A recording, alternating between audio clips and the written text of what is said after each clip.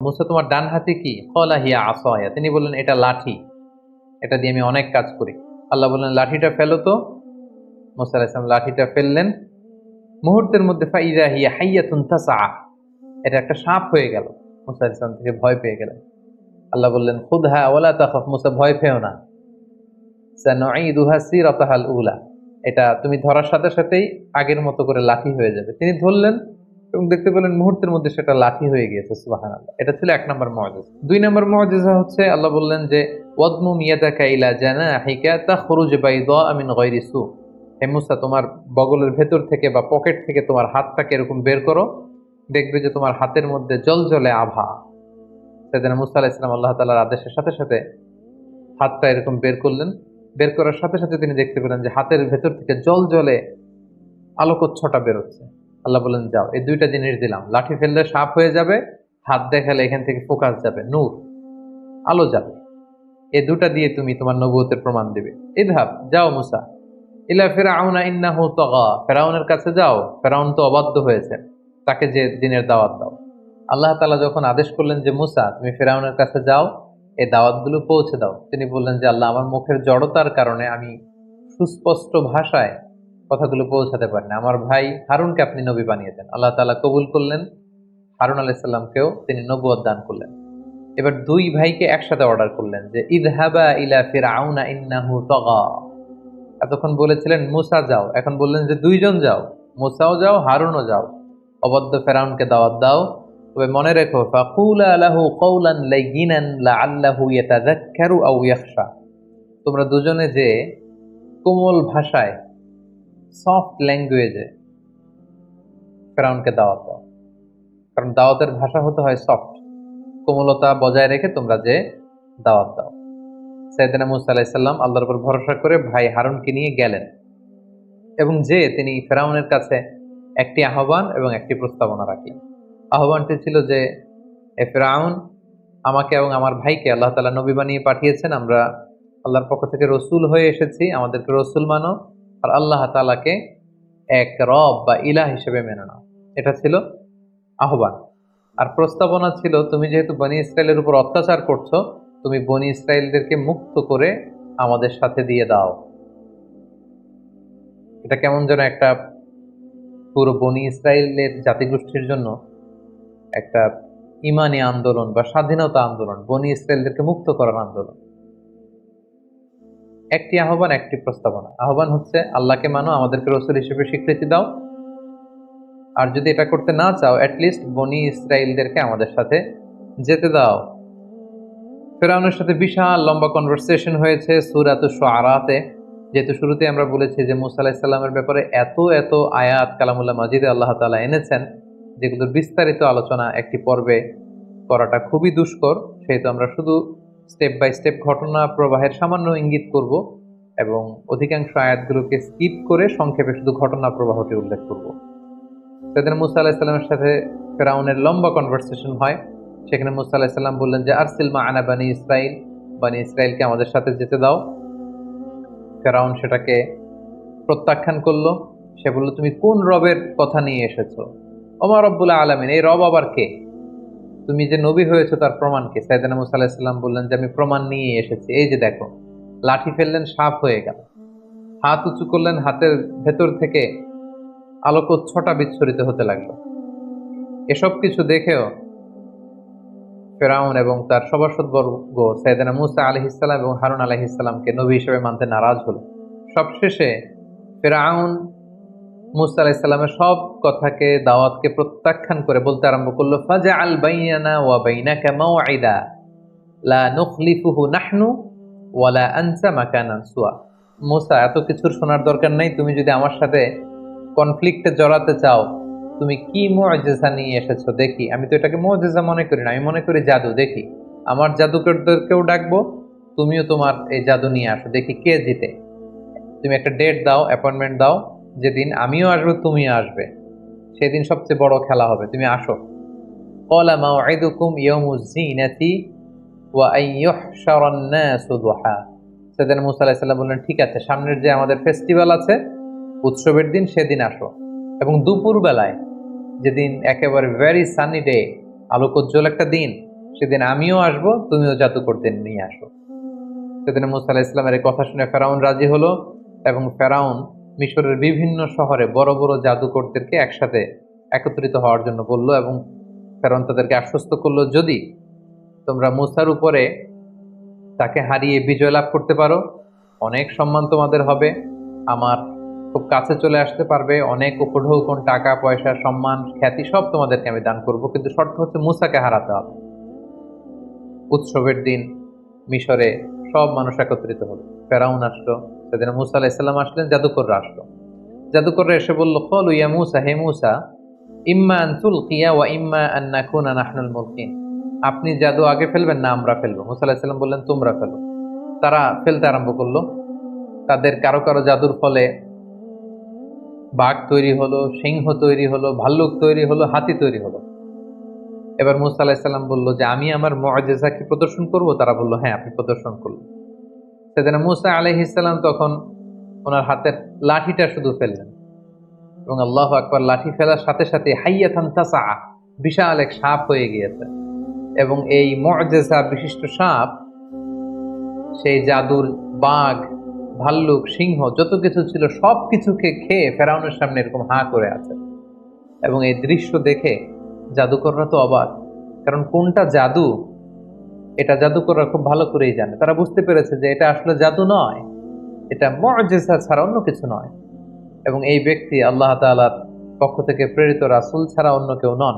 ফাউলকিয়া সাহারাতু সাজিদিন, সব জাদুকররা সিজদায় লুটিয়ে পড়ল, এবং তারা বলল যে আমরা ঈমান আনলাম। ফেরাউন তো রেগে গেল।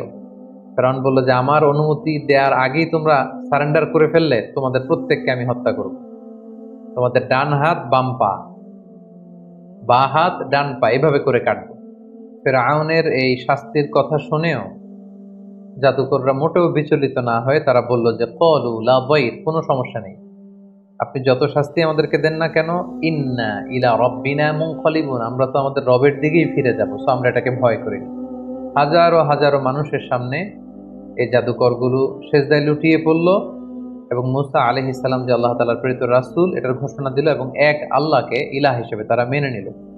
মুসা এবং হারুন আলাইহিস সালামের বিজয়ের সংবাদ যখন শোনানো হলো, তখন ফেরাউনের স্ত্রী আসিয়া সেখানে ঈমান আনয়ন করলেন, এবং ফেরাউন এই দৃশ্য দেখে সহ্য করতে না পেরে খুব নির্মমভাবে তার স্ত্রী আসিয়াকে সেখানে হত্যা করেছে, এবং মৃত্যুর পূর্ব মুহূর্তে খুব করুণ ভাষায়, খুব কাতর কণ্ঠে তার প্রভুর কাছে যে দোয়া করেছিলেন, সে দোয়াটা আল্লাহ তাআলা সূরাতুত তাহরিমে উল্লেখ করেছেন। তিনি বলেছিলেন যে রব্বি বিনি লি ইনদাকা বাইতান ফিল জান্নাহ, হে আল্লাহ, জান্নাতে আপনার কাছে করে আমাকে একটা ঘর বানিয়ে দিয়েন।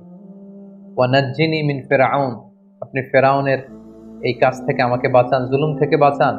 ওয়া নাজ্জিনি মিনাল কওমিজ যালিমিন, জালেমদের থেকে বাঁচান। আল্লাহ তাআলা সাইয়েদনা জিবরাইল আলাইহিস সালামকে বললেন, যাও আসিয়ার সামনে জান্নাতের দৃশ্যটাকে তুলে ধরো।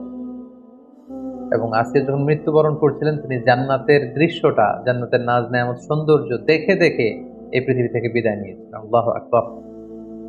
খুব সংক্ষেপে আমরা এই ব্যাপারটি এখানে শেষ করলাম। ফেরাউন তখন পুরো মিশরের জনগণকে ভয় দেখানোর জন্য থ্রেট দিল, হাশারা ফানাদা, সবাইকে জড়ো করে সে থ্রেট দিয়ে বলল যে আনা রব্বুকুমুল আ'লা, যে আমি তোমাদের বড় প্রভু। এবং সে বলল, মা আলিমতু লাকুম মিন ইলাহিন গায়রি, আমি ছাড়া এই পৃথিবীতে আরো কোনো রব থাকতে পারে, উপাস্য থাকতে পারে, সেটা তো আমি জানিই না। সাইয়েদনা মুসা আলাইহিস সালামের দাওয়াতকে যখন ফেরাউন প্রত্যাখ্যান করলো, আল্লাহ তাআলা ফেরাউন এবং তার গোষ্ঠীর মধ্যে নানা ধরনের শাস্তি চাপিয়ে দিলেন। সূরাতুল আ'রাফের বিভিন্ন আয়াতে আল্লাহ তাআলা এটা উল্লেখ করেছেন। কখনো আল্লাহ তাআলা ফেরাউন এবং তার জাতিগোষ্ঠীকে দুর্ভিক্ষ দিয়ে শায়েস্তা করেছেন, কখনো তাদের মিশরের ফসলগুলোকে নষ্ট করে আল্লাহ তাআলা শায়েস্তা করেছেন। ফাআরসালনা আলাইহিমুত তুফান, কখনো তুফান পাঠিয়েছেন, ওয়াল জারাদ, পঙ্গপাল পাঠিয়েছেন, ওয়াল কুম্মাল, উকুন পাঠিয়েছেন, ওয়াদ দাফাদিআ, ব্যাঙ পাঠিয়েছেন, ওয়াদ দাম, রক্ত পাঠিয়েছেন। এগুলো দিয়ে আল্লাহ তাআলা ফেরাউনকে এবং ফেরাউনের জাতিগোষ্ঠী মিশরীয়দেরকে তিনি শাস্তি দিয়েছেন। এবং প্রত্যেকটা শাস্তি যখন মারাত্মক আকার ধারণ করত, ফেরাউনের লোকজন যে মুসা আলাইহিস সালামকে বলতো যে মুসা, তুমি আল্লাহর কাছে দোয়া করো, আল্লাহ যদি এই শাস্তি থেকে আমাদের বাঁচায়, আমরা হয় ঈমান আনবো, নতুবা বনী ইসরাইলকে তোমার সাথে চলে যেতে দিব। কিন্তু তার কোনোটাই তারা করেনি। মুসা আলাইহিস সালাম প্রত্যেকবার দোয়া করতেন, আল্লাহ তাআলা ওনার দোয়ার বরকতে শাস্তি তুলে নিতেন, কিন্তু আবার তারা আগের মতোই অবাধ্যতা, পাপাচার, অনাচার সেই রাস্তায় তারা আবার ফিরে যেত। এভাবে একের পর এক আল্লাহ তাআলা তাদের উপর শাস্তি পাঠাতে লাগলেন, এবং শাস্তি যখন মারাত্মক আকার ধারণ করে তারা মুসা আলাইহিস সালামের দ্বারস্থ হয়। আল্লাহ যখন কোম্মাল দিয়ে শাস্তি দিলেন, মানে উকুন দিয়ে তাদের হাতে, পায়ে, গায়ে, চুলে, দাড়িতে সব জায়গায় শুধু উকুন আর উকুন। আল্লাহ যখন তাদেরকে ব্যাঙ দিয়ে শাস্তি দিলেন, তাদের ঘরে, রাস্তায়, যে কোনো জায়গায় তারা শুধু ব্যাঙের লাফালাফি দেখতে লাগলো। দাম, রক্ত দিয়ে যখন আল্লাহ তাআলা শাস্তি দিলেন, তারা যখন কোনো কিছু রান্না করতো সেটা রক্ত হয়ে যেত। তারা যখন পানি আনতো, এই পানিটা রক্তে রূপান্তরিত হতো। তাদের জীবনটা দুর্বিষহ হয়ে উঠল। তারা সর্বশেষ যে মুসা আলাইহিস সালামকে বললো যে এইবার তুমি আল্লাহ তাআলার কাছে দোয়া করো, আল্লাহ যেন এই গজব, এই আযাব, এই শাস্তি আমাদের থেকে উঠিয়ে নেন, এরপরে আমরা আর কখনো এই পাপাচারিতা করব না এবং বনী ইসরাইলকে তোমার সাথে যেতে দিব। সেদিন মুসা আলাইহিস সালাম দোয়া করলেন যে আল্লাহ, এই গজব আপনি উঠিয়ে নেন। এই গজব উঠিয়ে নেওয়ার পরে তাদের অবাধ্যতা আরো বেড়ে গেল। আল্লাহর নবী মুসা আলাইহিস সালাম ফেরাউনকে বারবার দাওয়াত দেওয়ার পরেও ফেরাউন যখন সত্যের পথকে গ্রহণ করলো না এবং বনী ইসরাইলকে মুসা আলাইহিস সালামের সাথে যেতে দিল না, তখন আল্লাহ তাআলা সরাসরি প্রত্যাদেশ করলেন যে ফাআসরি বিইবাদি লাইলান ইন্নাকুম মুত্তাবাউন, হে মুসা, আর কাল বিলম্ব করবার দরকার নেই, আজ রাতেই তুমি বনী ইসরাইলকে নিয়ে লোহিত সাগরের দিকে রওনা হয়ে যাও। তোমরা সেই পথ দিয়ে বাইতুল মুকাদ্দাসের দিকে যাবে। এবং যেতে যেতে ওনারা দেখলেন যে সামনে বিশাল সাগর। বনী ইসরাইলের সবাই তো আফসোস এবং আক্ষেপ শুরু করে দিল যে আমরা তো এখন বাঁচার উপায় নেই, কারণ পেছন থেকে তো ফেরাউন তারা চেস করছে, ধরবার জন্য চেষ্টা করছে। আল্লাহ তাআলা বললেন যে মুসা, তুমি চিন্তা করো না, তোমার লাঠি ফেলো। মুসা আলাইহিস সালাম লাঠি ফেললেন, সাগরের পানিকে তিনি দ্বিখণ্ডিত করে দুই দিকে পানি পাহাড়ের মতো উঁচু হয়ে গেল এবং মাঝখান দিয়ে রাস্তা হয়ে গেল। আল্লাহ তাআলা বললেন আনিদ্রিব বিআসাকাল বাহার, লাঠি দিয়ে একটা বাড়ি মারো। ফানফালাকা, দুই ভাগ হয়ে গেল। ফাকানা কুল্লু ফিরকিন কাত্তাউদিল আযীম, পানিটা দুই ভাগ হয়ে বিশাল পাহাড়ের মতো এরকম ঠায় দাঁড়িয়ে রইল, আর মাঝখানে রাস্তা। সুবহানাল্লাহি বিহামদিহি। বনী ইসরাইল এই দৃশ্য অবলোকন করলো মুসা আলাইহিস সালামের সাথে করে। পুরো লোহিত সাগর, রেড সি, ওনারা ক্রস করে ওই পারে চলে গেল। এবার যদি মুসা আলাইহিস সালাম লাঠি আবার তুলে নেয়, তাহলে এই রাস্তা পানিতে বিলীন হয়ে যাবে। আল্লাহ বললেন না, এই রাস্তা সরানো যাবে না, কারণ এখনই ফেরাউনের বাহিনী এই সুন্দর রাস্তা দেখে তারাও নেমে পড়বে সাগরে। ওয়াতরুকিল বাহরা রাহওয়া, সাগর যেরকম আছে এরকম থাকতে দাও মুসা। ইন্নাহুম জুনদুম মুগরাকুন, ওরা ডুববে। ফেরাউন যখন তার সৈন্য সামন্ত নিয়ে সাগরের মাঝখানের যে রাস্তা তৈরি হয়েছিল, এই রাস্তার মাঝখানে চলে আসলো, আল্লাহ তাআলা বললেন এবার লাঠি তোলো। মুসা আলাইহিস সালাম লাঠি উঠিয়ে নিলেন। মুহূর্তের মধ্যে লোহিত সাগরের বিশাল ঢেউ এসে ফেরাউনকে তার সদল বলে সলিল সমাধি করে দেয়া হলো। এবং এ ব্যাপারে খুব সুস্পষ্ট আল্লাহ তাআলা কালামুল্লাহ মাজিদের সূরা ইউনূসে উল্লেখ করলেন যে হাত্তা ইযা আদরাকাহুল গরাকু, যখন সাগরের পানি এসে ডুবিয়ে দিল, ফেরাউন পানি খেতে খেতে একেবারে গলা পর্যন্ত পানি, এখন মরে যাবে। ক্বালা আমানতু আন্নাহু লা ইলাহা ইল্লাল্লাযী আমানাত বিহি বানু ইসরাঈল ওয়া আনা মিনাল মুসলিমিন। ফেরাউন একেবারে শেষ পর্যায়ে এসে বলল যে পানি খেতে খেতে, সাগরে হাবুডুবু খেতে খেতে বাঁচার আর উপায় নাই। তখন ফেরাউন বলল যে বনী ইসরাইল যে আল্লাহকে মানে, আমি ওই আল্লাহকে মানি, আমি ঈমান আনলাম। আল্লাহ তাআলা বলছেন আল আন, নাও, এখন তুমি ঈমান আনতে চাচ্ছ। ওয়াকাদ আসাইতা ক্বাবলু ওয়া কুনতা মিনাল মুফসিদিন, এর আগে তো অনেক অবাধ্য ছিলে, একের পর এক নানা শাস্তি দিয়ে তোমাদেরকে আমি রিমাইন্ডার দিয়েছি, কিন্তু বারবার আমার নবীর সাথে বিশ্বাসঘাতকতা করেছো, প্রতারণা করেছো, আর এখন ঈমান আনছো না, এখন বাঁচার সুযোগ নেই। The time is up, the game is over. ফালইয়াউমা নুনাজ্জিকা বিবাদানিকা লিতাকুনা লিমান খালফাকা আয়া। ফেরাউন, আজকে তোমাকে আমি, তোমার দেহটাকে আমি চিরকালের জন্য রেখে দিব, তোমার দেহটাকে।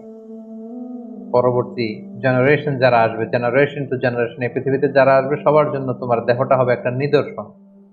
এবং আজও মিশরের জাতীয় যে জাদুঘর, সেখানকার রয়্যাল মুমিস চেম্বারে ফেরাউনের লাশটি সংরক্ষিত রয়েছে। আমি নিজেও সেই লাশটি দেখে এসেছি এবং অনেক দর্শনার্থীরা যারা মিশরের রাজধানী কায়রোর এই জাদুঘরে গিয়েছেন তারা ফেরাউনের সেই লাশ, এটা যে আজও সংরক্ষিত আছে সেটা তারা দেখে এসেছেন। এবং ফেরাউনের সলিল সমাধি হলো ফেরাউনের অনুসারীরা সাগরে ডুবে মারা গেল, আর সাইয়েদনা মূসা আলাইহিস সালাম তাওহীদের ঝান্ডাবাহী মূসা আলাইহিস সালাম বনী ইসরাইলকে নিয়ে তিনি পার হয়ে গেলেন এবং মুক্তি পেলেন। দুই দল, এক দল ডুবে গেল আর এক দল মুক্তি পেল।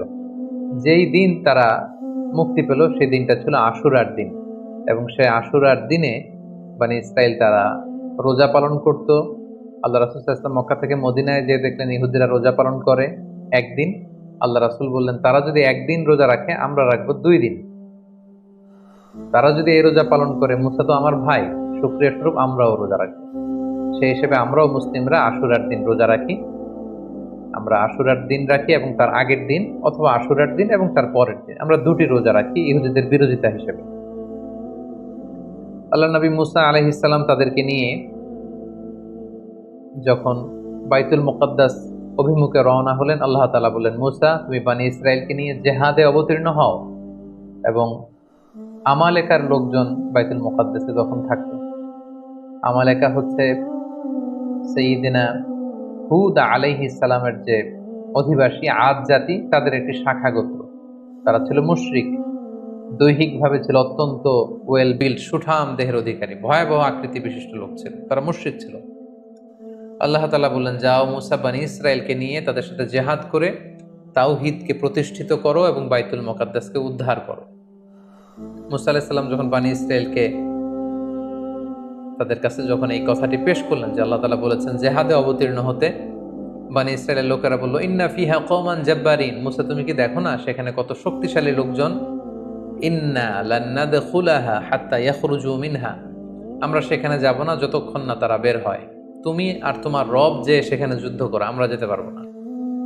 তাদের এই অবাধ্যতার কারণে আল্লাহ তাআলা তাদেরকে শাস্তি দিলেন যে তোমরা যদি জিহাদকে অপছন্দ করো তাহলে এখন যে মরুভূমিতে তোমরা আছো এটাকে তিহ প্রান্তর বলে। এই জায়গাটি তো আমি ঘুরে এসেছি, এই তিহ প্রান্তরে 40 বছর তোমরা এখানে থাকবে। আল্লাহ তাআলা 40 বছরের বিশাল একটা শাস্তি তাদের ঘাড়ের উপর চাপিয়ে দিলেন। বনী ইসরাইলের লোকজন তিহ প্রান্ত থেকে অ্যাবাউট টার্ন করে মিশরের দিকে প্রতিদিন যেতে চাইতো। তারা রওনা হয়ে মুসা আলাইহিস সালামের বিরোধিতা করে তারা বাইতুল মুকাদ্দাসের দিকে যাবে না, তারা বলতো যে আমরা মিশরে ফিরে যাব। তারা রওনা হতো মিশরে যাওয়ার জন্য, সারাদিন তারা পথ চলতো। রাত্রিবেলায় তারা যখন ঘুমাতো, ঘুম থেকে উঠে দেখতো যেখান থেকে তারা রওনা শুরু করেছে ঠিক সেখানেই পড়ে আছে। এভাবে 40 বছর তারা দিকভ্রান্ত হয়ে এদিক সেদিক ঘুরে বেরিয়েছে, কিন্তু তারা পথের কোনো দিশা ফিরে পায়নি। তিহ প্রান্তরের এই 40 বছরের এই লং পিরিয়ড অফ টাইমে অনেক ঘটনাবলী ঘটেছে। তার মধ্যে অন্যতম হচ্ছে যে তাওরাত নাজিল হয়েছে সাইয়েদনা মুসা আলাইহিস সালামের উপর, এবং সাইয়েদনা মুসা আলাইহিস সালাম তাওরাত গ্রহণের জন্য 30 দিনের সিয়াম পালন করেছেন, ইতিকাফ করেছেন। পরবর্তীতে আল্লাহ তাআলা আরো 10 দিন বাড়িয়ে দিয়েছেন। 40 দিন তিনি সিয়াম এবং ইতিকাফ পালন শেষে তিনি তাওরাতকে আল্লাহ তাআলার পক্ষ থেকে রিসিভ করলেন। আল্লাহ তাআলা বললেন, ওয়া ওয়া'আদনা মূসা 30 লাইলা ওয়া আতমামনাহা বি'আশরিন ফাতাম্মা মিকাতু রাব্বিহি 40 লাইলা। আমি মূসাকে প্রতিশ্রুতি দিয়েছিলাম যে 30 দিনের পরে তুমি এই তাওরাতকে রিসিভ করবে, পরবর্তীতে আরো 10 দিন যুক্ত করে 40 দিনের একটা মিকাত বা পিরিয়ড অফ টাইমকে আমি ফিক্স করলাম, এবং তারপরে আমি মূসাকে এই তাওরাত দান করলাম। আল্লাহ তাআলা বললেন, ইন্না আনজালনা তাওরাতা ফিহা হুদা ওয়া নূর, আমি তাওরাতকে নাজিল করেছি, এর মধ্যে আমি হেদায়েত দিয়েছি, এর মধ্যে আমি নূর দিয়েছি। এবং মূসা আলাইহিস সালাম পরবর্তীতে বনী ইসরাইলের মধ্যে যত নবীরা এসেছে ওনারাও এই তাওরাত দিয়ে মানুষের মাঝে দাওয়াতি কাজ করেছেন। এবং আল্লাহ তাআলা নিজ হাতে কাঠের তক্তা বা ফলকে এই তাওরাতকে তিনি লিপিবদ্ধ করে দিয়েছিলেন। এবং সাইয়েদনা মূসা আলাইহিস সালাম যখন তাওরাতকে রিসিভ করবার জন্য তুর পাহাড়ে চলে যান, তিনি তার ভাই হারুন আলাইহিস সালামকে বনী ইসরাইলের দায়িত্বশীল করে যান, এবং তিনি এসে দেখেন যে তারা গোবৎস পূজায় লিপ্ত হয়ে গিয়েছে। তিনি ভাইয়ের প্রতি প্রচণ্ড রাগ হলেন, এবং এটার যে নেপথ্যে ছিল সামিরিকে শাস্তি দিলেন, এবং যারা এই শিরকের সাথে জড়িত ছিল আল্লাহ তাআলা তাদেরকে শাস্তির ঘোষণা দিলেন এবং সাইয়েদনা মূসা আলাইহিস সালাম আবার তাদেরকে তাওহীদের দীক্ষায় তিনি দীক্ষিত করলেন। এই 40 বছরের লম্বা সময় আরো একটি ঘটনা ঘটেছে, সেটি হচ্ছে সাইয়েদনা মূসা আলাইহিস সালাম সরাসরি আল্লাহ তাআলার দিদার লাভের জন্য তিনি আবেদন করেছিলেন।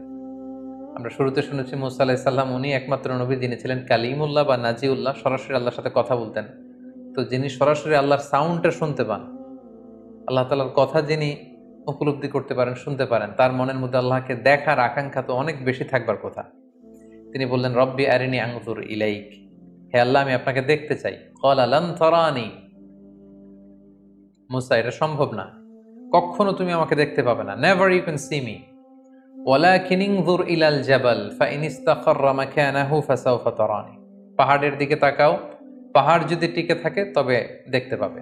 আল্লাহ তাআলা নূরের তাজাল্লি দিলেন, মূসা আলাইহিস সালাম বেহুশ হয়ে গেলেন, আর পুরো পাহাড় ফাজআলাহু দাক্কা ওয়া খাররা মূসা সাইকা, পাহাড় ভেঙে চুরমার হয়ে গেল। মূসা আলাইহিস সালাম বেহুশ হয়ে গেলেন। হুশ ফেরার পরে তিনি আল্লাহ তাআলার কাছে ক্ষমা চাইলেন এবং বললেন, আল্লাহ আপনি যেটা বলেছেন ঠিকই বলেছেন, আসলে এই চর্মচক্ষু দিয়ে এই পৃথিবীতে অবস্থান করে আল্লাহ তাআলাকে দেখা বা আল্লাহ তাআলার দিদার লাভ করা এটি সম্ভব নয়, বরং যারা বিশ্বাসী তারা কিয়ামতের দিন আল্লাহ তাআলার দর্শন লাভে তারা ধন্য হবে। এভাবে 40 বছরের লম্বা সময় নানা ধরনের বায়না ধরেছিল এই বানি ইসরায়েলের লোকজন, অধ্যত্ব প্রকাশ করেছিল, নানা ধরনের হঠকারিতা তারা দেখিয়েছিল। এর মধ্যে একটি হঠকারিতার কথা কোরআনে এসেছে যে তারা দেখেছে কিছু কিছু লোক শিরক করে, মূর্তির পূজা করে। তারা দাবি করেছে যে এই যে আল্লানা ইলাহান কামা লাহুম আলেহা, অর্থাৎ হে মূসা এই সমস্ত লোকদের যেরকম মূর্তি আছে তুমিও মূর্তি এনে দাও, আল্লাহকে না দেখে আবাদত করতে আমাদের ভাল লাগে না। তারা যেমনি একটা জিনিসকে দেখে দেখে আবাদত করে, আমাদেরকেও এরকম এনে দাও। মূসা আলাইহিস সালাম রেগে গেলেন, তাদেরকে জাহেল আখ্যা দিলেন। এবং আমরা জানি যে আল্লাহ তাআলা মান্না সালোয়া নামে বিশেষ কিছু খাবার বানি ইসরায়েলকে দিয়েছিলেন। তারা এই খাবার খেতে পছন্দ করলো না। তারা বলল যে লান নাসবিরা আলা তুআমিন ওয়াহিদ, হে মূসা প্রতিদিন এক খাবার ভাল লাগে না।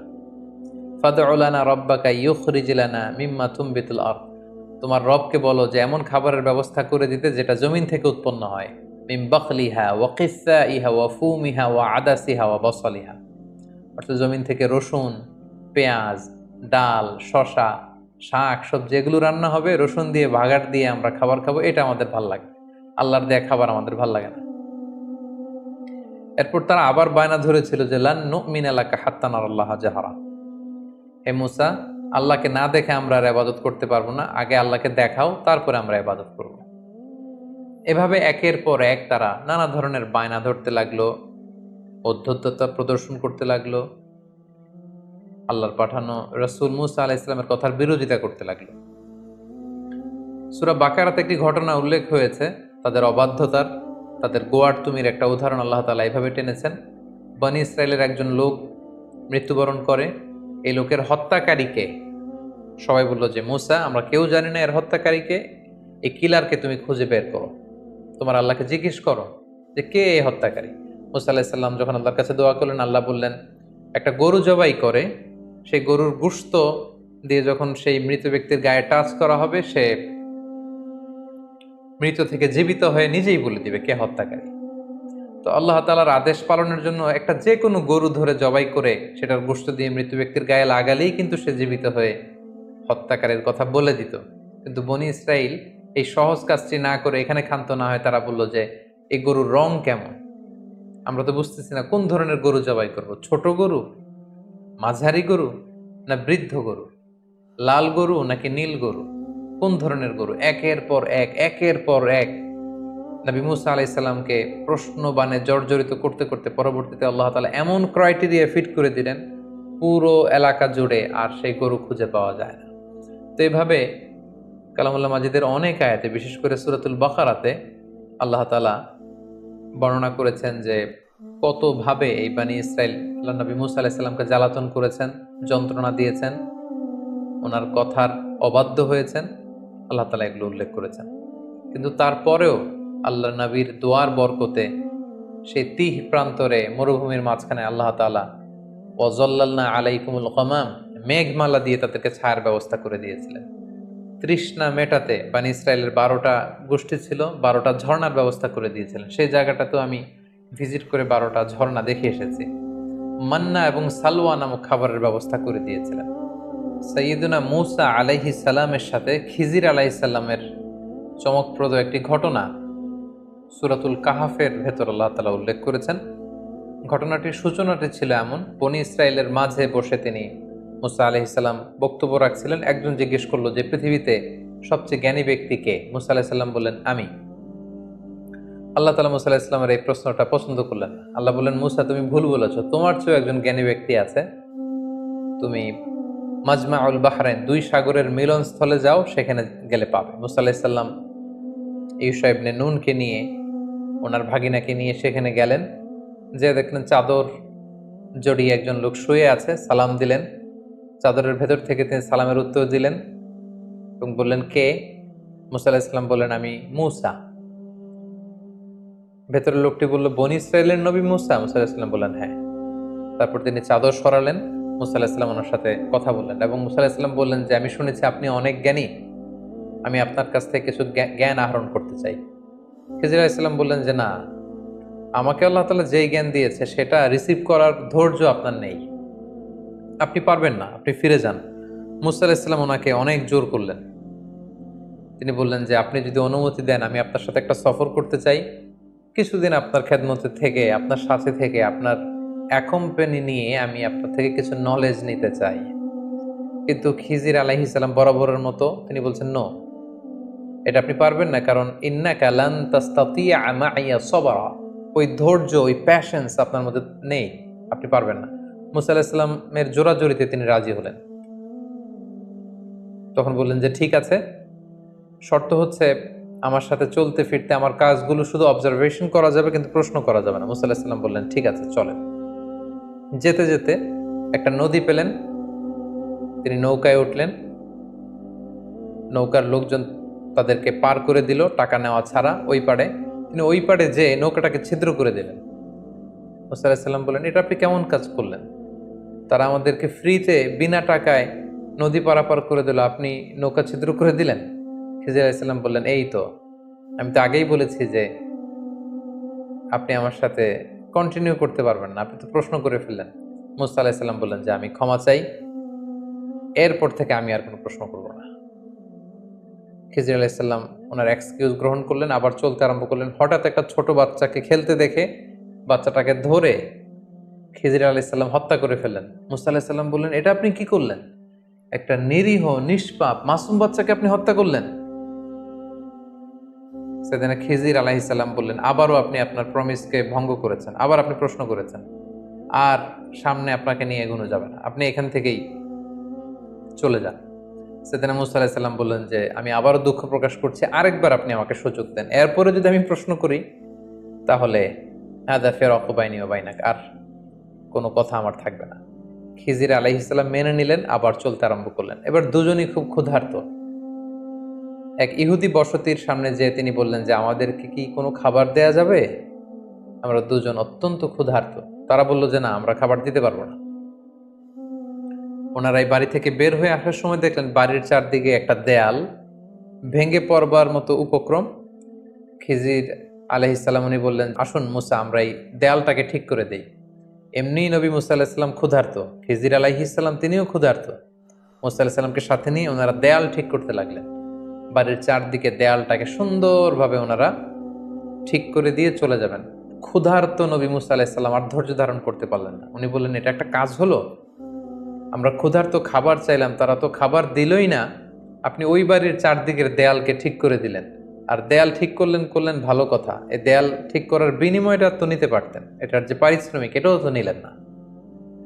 এবার খিজির আলাইহিস সালাম বললেন, না, ক্বালা হাযা ফিরাকু বাইনি ওয়া বাইনিক, এটাই হচ্ছে তোমার আর আমার মাঝে ফেরাক, আপনাকে নিয়ে আর সামনের দিকে যাওয়া যাবে না। এবার আপনি শুনুন কেন আমি এই কাজগুলো করেছি। প্রথমে যারা আমাদেরকে ফ্রিতে নদী পারাপার করে দিয়েছিল তাদের নৌকা ছিদ্র করেছে এ কারণে, এলাকায় একজন অত্যাচারী বাদশাহ রয়েছে, সে যাদেরই নৌকা পায় সেই নৌকাগুলো সিজ করে নিয়ে যায়, লুটতরাজ করে। কিন্তু আমি তাদের নৌকা ছিদ্র করে দেওয়ার কারণে এই নৌকাটাকে বাদশাহ আর সিজ করবে না বা নিয়ে যাবে না। ফলে নৌকার মালিক ওইটাকে রিপেয়ার করে তারা চলতে পারবে, তাদের জীবন চলে যাবে। কিন্তু যদি নৌকাটা একেবারে নিখুঁত থাকতো, সেটাকে তারা আর বাঁচিয়ে রাখতে পারতো না ওই বাচ্চার হাত থেকে। দ্বিতীয় ছোট বাচ্চাকে যে আমি হত্যা করেছি, আল্লাহ তাআলা আমাকে জানিয়েছে সে অনেক বড় সন্ত্রাস হবে, এলাকার ফাসাদ সৃষ্টিকারী হবে, তার মা বাবাকে সে হয়তো জাহান্নামী বানাবে। এজন্য আল্লাহ তাআলার আদেশে আমি তাকে হত্যা করেছি, আমার নিজের ইচ্ছায় নয়। এবং আশা করছি আল্লাহ তাআলা পরবর্তীতে এই কাপলকে, এই দম্পতিকে হয়তো এমন এক সন্তান দান করবে যাদের মাধ্যমে তারা খুশি হবে। এবং তৃতীয় পর্যায়ে যেই ফ্যামিলির দেয়াল আমি ঠিক করে দিয়েছি, ওই ফ্যামিলিতে দুজন ইয়াতিম আছে, যাদের বাবা মা ছিল অত্যন্ত ভালো মানুষ, এবং তাদের দেয়ালের নিচে আছে তাদের বাবার রেখে যাওয়া গুপ্তধন। এই দেয়াল যদি ভেঙে পড়তো, এই গুপ্তধন অন্যান্যরা এখান থেকে কেড়ে নিত। তাই আমি চেয়েছি যে তারা বড় হয়ে তাদের নিজেদের গুপ্তধন থেকে নিজেরা যেন উপকৃত হয়। এই জ্ঞান আল্লাহ তাআলা আমাকে দান করেছে, যেটা আল্লাহ তাআলা আপনাকে দান করেননি। এবং এই ঘটনার পর থেকে আর সামনে আপনাকে নিয়ে আমি চলতেও পারবো না। এই ছিল সাইয়েদনা মূসা আলাইহিস সালামের সাথে সাইয়েদনা খিজির আলাইহিস সালামের লম্বা ঘটনা। এছাড়াও বিভিন্ন সহিহ হাদিসে সাইয়েদনা মূসা আলাইহিস সালামের ব্যাপারে অনেক ঘটনা উল্লেখ রয়েছে। তার মধ্যে থেকে দুই একটি ঘটনা আমরা এখানে উল্লেখ করি। আমরা সহিহ মুসলিমের একটি বর্ণনা থেকে জানতে পারি যে আল্লাহ রাসূল সাল্লাল্লাহু আলাইহি ওয়াসাল্লাম যখন মেরাজের রাতে বিভিন্ন নবীদের সাথে দেখা করেন, সেখানে মূসা আলাইহিস সালামের সাথে দেখা করেছিলেন। এবং আল্লাহ তাআলা আমাদের জন্য 50 ওয়াক্ত সালাত বিশ্বনবীকে উপহার দিয়েছিলেন। রাসূল সাল্লাল্লাহু আলাইহি ওয়াসাল্লাম সেই সালাত নিয়ে যখন নেমে আসছিলেন, মূসা আলাইহিস সালাম জিজ্ঞেস করলেন যে আল্লাহ তাআলা আপনাকে কি দিয়েছেন? আল্লাহ রাসূল সাল্লাল্লাহু আলাইহি ওয়াসাল্লাম বললেন যে 50 ওয়াক্ত সালাত। মূসা আলাইহিস সালাম বললেন, সর্বনাশ, আপনার উম্মত তো 50 ওয়াক্ত সালাত পড়বে না, আপনি যান কমিয়ে নিয়ে আসেন, কমিয়ে নিয়ে আসতে পারলে ভালো হবে। আল্লাহ নবী সাল্লাল্লাহু আলাইহি ওয়াসাল্লাম গেলেন, 5 ওয়াক্ত কমিয়ে 45 ওয়াক্ত নিয়ে আসলেন। মূসা আলাইহিস সালাম বললেন, পড়বে না, আবার যান কমিয়ে নিয়ে আসেন। এভাবে 9 বার আল্লাহ রাসূল সাল্লাল্লাহু আলাইহি ওয়াসাল্লামকে মূসা আলাইহিস সালাম পাঠিয়েছেন। এবং মূসা আলাইহিস সালামের এই নেগোসিয়েশনের ফলে, বারবার রাসূল সাল্লাল্লাহু আলাইহি ওয়াসাল্লামকে পাঠানোর ফলে আমরা 50 ওয়াক্ত থেকে কমিয়ে এটাকে 5 ওয়াক্ত সালাত হিসেবে পেয়েছি।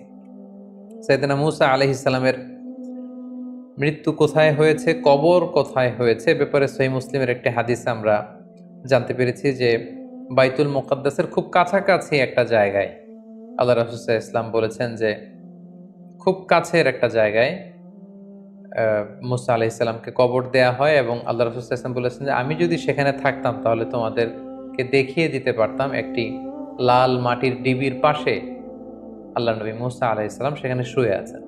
সম্মানিত সুধী, এই পর্যায়ে আমরা সাইয়েদনা মূসা আলাইহিস সালামের জীবন থেকে কিছু লাইফ লেসন, যেগুলো আমাদের জীবনে কাজে লাগতে পারে, সেদিকে আমরা যাব। প্রথম যে শিক্ষাটি আমরা পাই সেটি হচ্ছে দাওয়াতি কাজে সফট ল্যাঙ্গুয়েজ ইউজ করতে হয়। কারণ আল্লাহ তাআলা মূসা আলাইহিস সালাম এবং হারুন আলাইহিস সালামকে অর্ডার করেছেন, ফাকুলা লাহু কওলান লাইয়িনা লাআল্লাহু ইয়াতাযাক্কারু আও ইয়াখশা। অর্থাৎ হে মূসা এবং হারুন, তোমরা দুজন ফেরাউনের কাছে যখন যাবে তখন সফট ভাষায়, অতি কোমল ভাষায়, নম্র ভাষায় তোমরা তাকে দাওয়াত দাও। কেননা দাওয়াতের ভাষা হতে হয় অত্যন্ত সফট, হৃদয়স্পর্শী, মর্মস্পর্শী। অর্থাৎ যে কথা হৃদয় থেকে আসে সেটা যে মানুষের হৃদয়ে স্পর্শ করে। আমরা যদি আল্লাহ রাসূল সাল্লাল্লাহু আলাইহি ওয়াসাল্লামের বায়োগ্রাফির দিকে তাকাই তাহলে দেখব উনিও খুব সফট হৃদয়ের অধিকারী ছিলেন। আল্লাহ তাআলা বলছেন, ফাবিমা রাহমাতিম মিনাল্লাহি লিনতা লাহুম, হে নবী, আপনি আল্লাহর মেহেরবানিতে নরম হৃদয়ের অধিকারী হয়েছেন। ওয়ালাউ কুনতা ফাদদান গলিযাল কলবি লানফাদ্দু মিন হাওলিক, আপনি যদি কর্কশ ভাষী হতেন, আপনি যদি রূঢ় ভাষী হতেন, আপনি যদি কঠোর হৃদয়ের অধিকারী হতেন, কেউ আপনার কাছে আসতো না। এখন যেমনি সাহাবারা আপনার চারদিক ঘিরে রাখে, আপনার কোমলতা, আপনার সফটনেস, আপনার নম্র এবং উত্তম আচরণের কারণে সবাই যেমনি আপনাকে ঘিরে রাখে, আপনি যদি কর্কশ ভাষী হতেন কেউ আপনার কাছে আসতো না। মূসা আলাইহিস সালামের জীবনী থেকে দ্বিতীয় শিক্ষা হচ্ছে আল্লাহ তাআলার বিজয় বা সাহায্যের জন্য আমাদের পক্ষ থেকে প্রাণান্তকর প্রচেষ্টাটা জরুরি। আমরা যদি চেষ্টাই না করি তাহলে আল্লাহ তাআলার সাহায্য পাওয়ার কোনো সম্ভাবনা নেই। আমাদের অনেকে আছে যারা হাত গুটিয়ে বসে থাকে, কোনো ধরনের চেষ্টা, প্রচেষ্টা, প্ল্যানিং, ভিশন তাদের মধ্যে নেই, কিন্তু তারা আল্লাহ তাআলার সাহায্যের দিকে তাকিয়ে থাকে। আমরা যদি মূসা আলাইহিস সালামের জীবনের দিকে খেয়াল করি, আল্লাহ তাআলা বলেছেন যে হে বনী ইসরাইল, তোমরা মূসা আলাইহিস সালামের সাথে করে বেরিয়ে পড়ো। এবং পুরো বনী ইসরাইলের বিশাল গোষ্ঠী কিন্তু আল্লাহর নবী মূসা আলাইহিস সালামের প্রতি আনুগত্য দেখে ওনারা বেরিয়ে পড়েছিল। এবং চলতে চলতে সামনে যখন সাগর এসেছিল, আল্লাহ তাআলা কিন্তু ঠিকই সাহায্য পাঠিয়েছেন। কিন্তু সেই সাহায্য পাওয়ার জন্য তো আপনাকে বেরোতে হবে, আপনাকে তো চেষ্টা করতে হবে।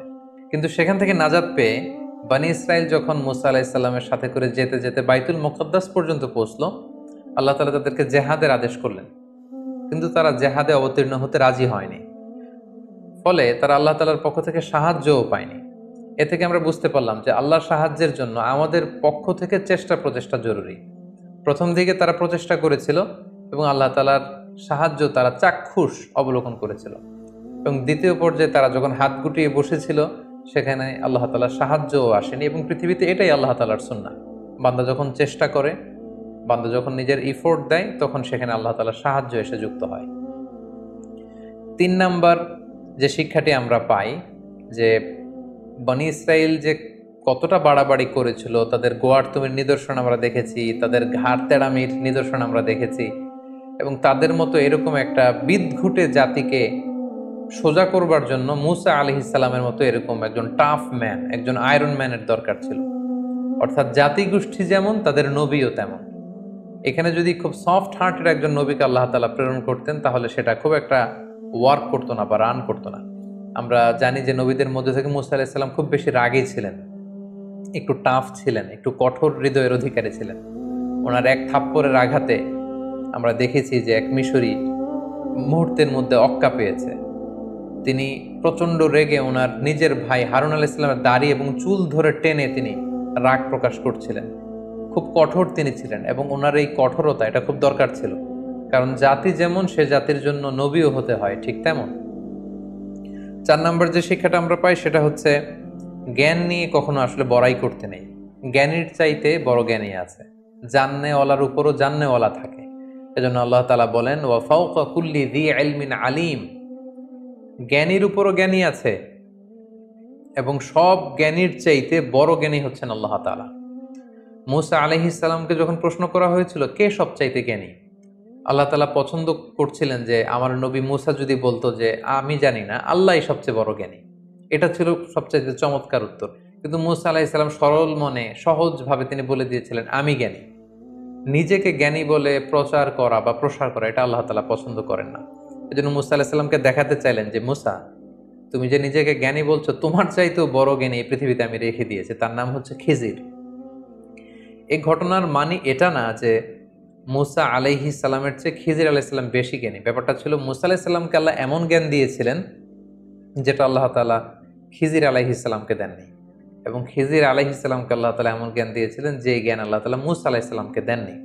তাই মুসা আলাইহিস সালামকে আরো বিনয় শেখাবার জন্য, জ্ঞানের প্রসঙ্গ আসলে ভবিষ্যতে মুসা আলাইহিস সালাম যেন নিজের দিকে ইঙ্গিত না করে সবচেয়ে বড় জ্ঞানী আল্লাহ তাআলা এভাবে যেন আল্লাহর দিকে ফিরিয়ে দেন, এই শিক্ষাটা আল্লাহ তাআলা মুসা আলাইহিস সালামকে দিতে চাইলেন। এ থেকে আমরা বুঝতে পারলাম যে জ্ঞানীর চাইতেও বড় জ্ঞানী আছে, জান্নেওয়ালার উপরও জান্নেওয়ালা থাকে, এবং জ্ঞান নিয়ে কখনো বড়াই করতে নেই।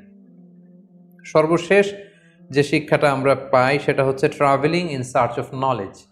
আপনি যদি জ্ঞান অর্জন করতে চান, আপনাকে সফর করতে হবে। আপনার নিজ ভূখণ্ডে বসে থাকলেই যে সব জ্ঞান অর্জিত হয়ে যাবে এমনটা নয়।